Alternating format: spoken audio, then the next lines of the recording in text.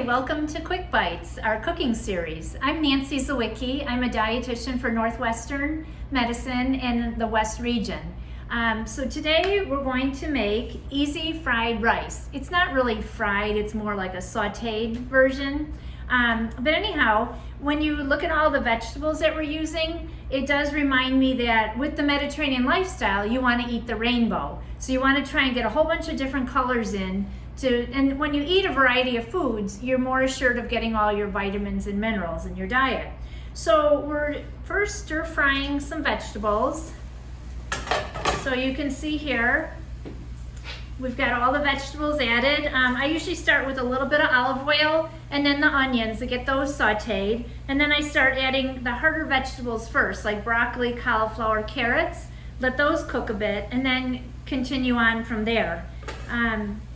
So when you do incorporate like the cauliflower and broccoli, those are cruciferous vegetables. Brussels sprouts are in that category as well, and cabbage, and those serve as anti-inflammatory foods. And we also have some ginger in this recipe, and garlic, and the onion are anti-inflammatory, so they just help us with good health.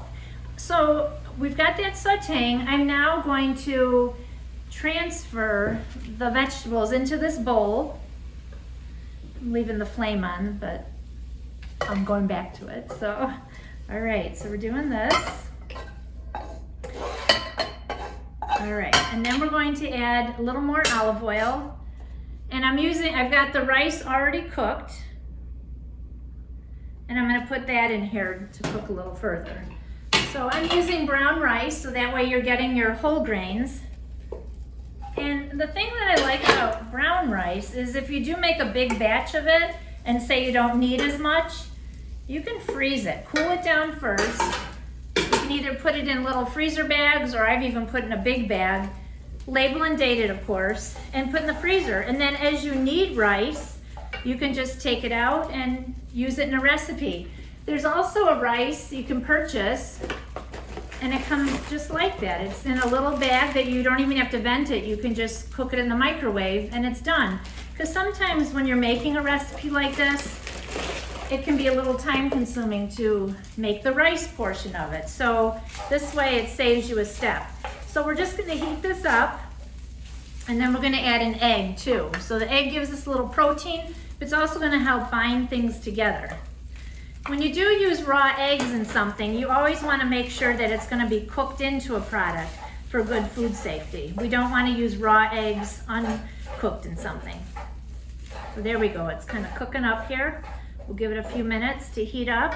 And like the snow peas, they don't take long to cook. So that was one of the last things that I added. I'm also going to add garlic. I chose to chop this garlic up myself.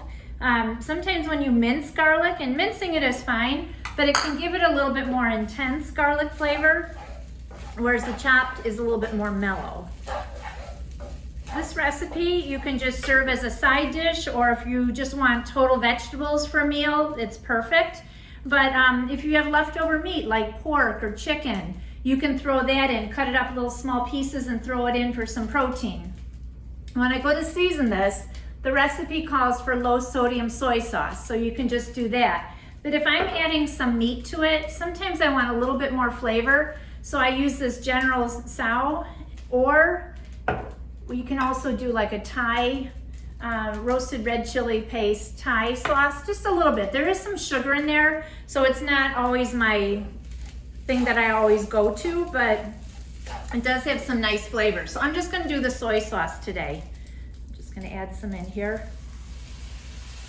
I don't like too much. I think the garlic and the onion's going to give flavor, and then I'm just going to add some black pepper as well.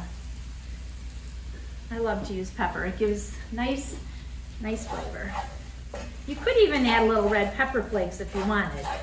Okay, so the egg is cooked in here, and now we're going to add the vegetables back into this.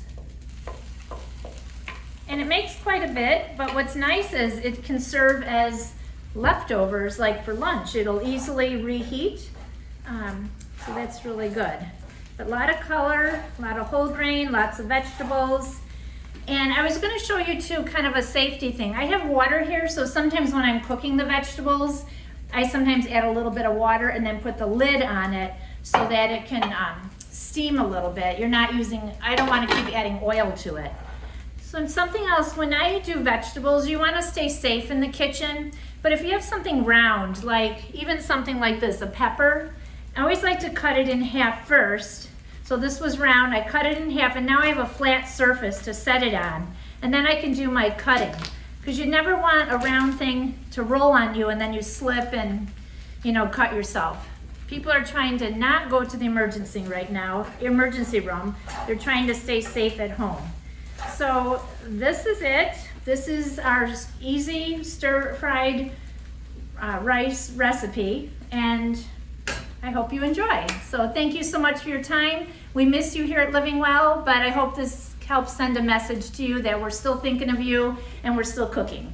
So thank you.